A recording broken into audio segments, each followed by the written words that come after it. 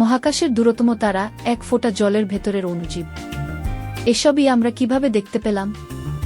এক টুকরো কাচ, সামান্য একটা লেন্স, কিভাবে বদলে দিল আমাদের দেখার জগৎ, পাল্টে দিল বিজ্ঞান আর সভ্যতাকে।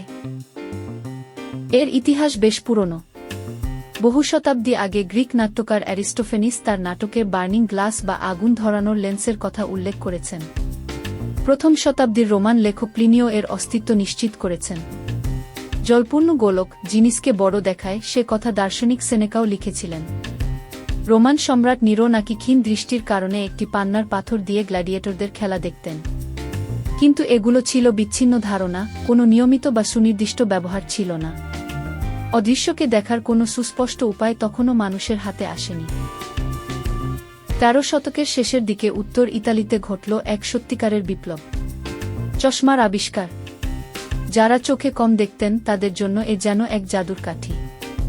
হাতে লেখা বই পড়তে পারতেন, সূক্ষ্ম কাজ করতে পারতেন। ভেনিস আর ফ্লোরেন্সের চশমা প্রস্তুতকারীরা এই শিল্পে বিপ্লব আনলেন। ধীরে ধীরে লেন্স তৈরি একটি কারিগরিতে পরিণত হল। আর এই চশমা তৈরির গান থেকেই জন্ম নিল আরও দুটি সম্পূর্ণ নতুন এবং বিপ্লবী যন্ত্র। ১৬০৮ সালে নেদারল্যান্ডসে একজন চশমা প্রস্তুতকারক, হান্স লিপার্সে, দূর থেকে জিনিসকে কাছে দেখার এক যন্ত্রের পেটেন্টের জন্য আবেদন করলেন। এর ঠিক এক বছর পর ইতালির বিজ্ঞানী গ্যালিলিও গ্যালিলি এই যন্ত্রকে আরও উন্নত করে আকাশের দিকে তাকালেন। চাঁদ, শুক্র গ্রহের দশা, বৃহস্পতির উপগ্রহ, মহাকাশের অজানা অনেক কিছু তার চোখের সামনে নতুন করে ধরা দিল। মানুষের কল্পনার বাইরে থাকা মহাবিশ্বের এক নতুন দিগন্ত খুলে গেল।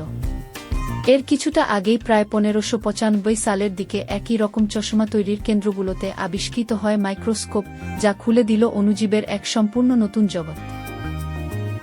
তবে এই যন্ত্রগুলো যখন তৈরি হচ্ছিল, তখন লেন্সের কিছু বড় সীমাবদ্ধতাও চোখে পড়ে। দূরবীন দিয়ে দেখার সময় রঙের বিকৃতি হতো, ছবি স্পষ্ট আসত না।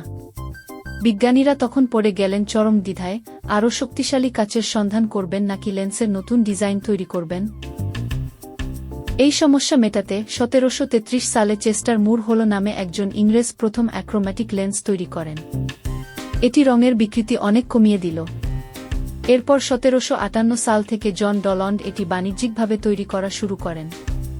লেন্সের আরেক চমকপ্রদ ব্যবহার দেখা গেল ১৮২৩ সালে, যখন ফ্রেসনেল লেন্স প্রথম বাতিঘরে ব্যবহার করা হল। এটি বিশাল দূরত্বে আলো পাঠাতে পারত, জাহাজের নাবিকদের জন্য পথ দেখাত এবং লেন্সের উপকরণ খরচ কমিয়ে এনেছিল। এরপর আসা যাক ব্যক্তিগত দৃষ্টি সংশোধনের চূড়ান্ত ধাপে, কন্টাক্ট লেন্সের গল্পে।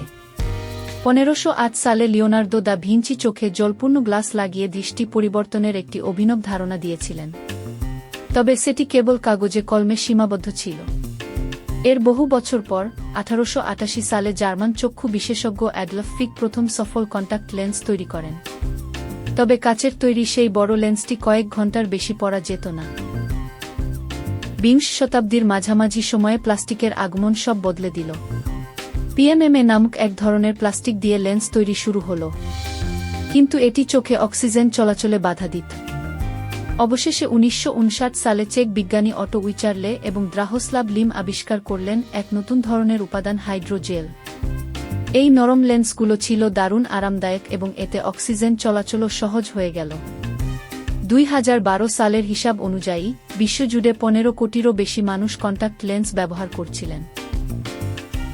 আজ আমরা লেন্সের মাধ্যমে মহাবিশ্বের শুরু থেকে মানুষের চোখের ক্ষুদ্রাতি ক্ষুদ্র কোষ পর্যন্ত দেখতে পাই।